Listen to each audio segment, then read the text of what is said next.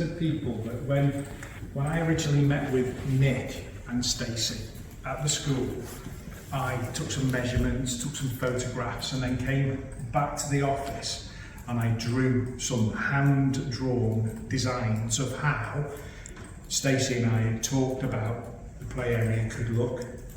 I then transferred all that information to the design team, and then the design team take that information and you can see here that Shelby is working on a design that will have been drawn by hand at some point, and they're working with slopes, with different angles, with different fence lines, with different surfaces, because what different surfaces do you have at your school, do you think?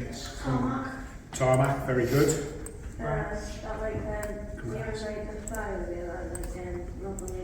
The rubbery, that's it, yeah.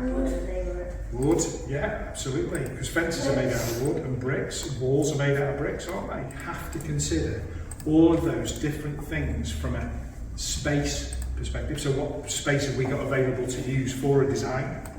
Because obviously a wall, we can't use a wall, we need to be away from a wall. Sometimes we might have a pathway that we need to consider. We might think that the pathway is okay to use, but Stacey would tell me, no, actually that's a walkway through or a fire exit. You know, you as a safety, you'll know the fire routes, won't you, and how important it is to keep those clear.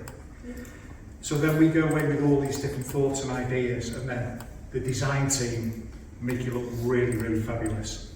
And at that point, when they've done their hard work, we then go, and I don't know if, I think you might have been in the original meeting, I came back and did a presentation, didn't I? Yeah.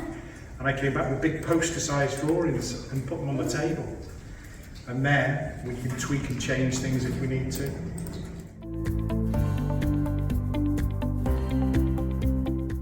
What's the biggest design you've got right now? Whoa. Okay, so one of our customers at the moment, and it's essentially a play area for anyone from the age of 1 to 25, and it's a massive, massive site. Lots of, here we go, Shelby's got the design here, look.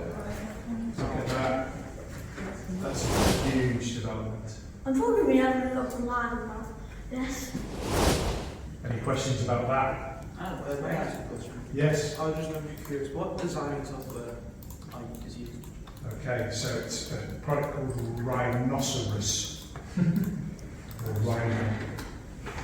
We also use another one. What's the new one, Shelby, that we use? Lumion. It's Lumion. more of a like architectural software. Yeah. Do you have to have any specific qualifications to design playgrounds and things like that? I think it's mainly like design degree background. We've all come from different designs. Yeah, we've all got product design. Yeah, that's why in university Shelby did animation as well, didn't we? Yeah, Hugo's been with us for 6 months now, Hugo. Yeah. Hugo graduated last summer, I think it was.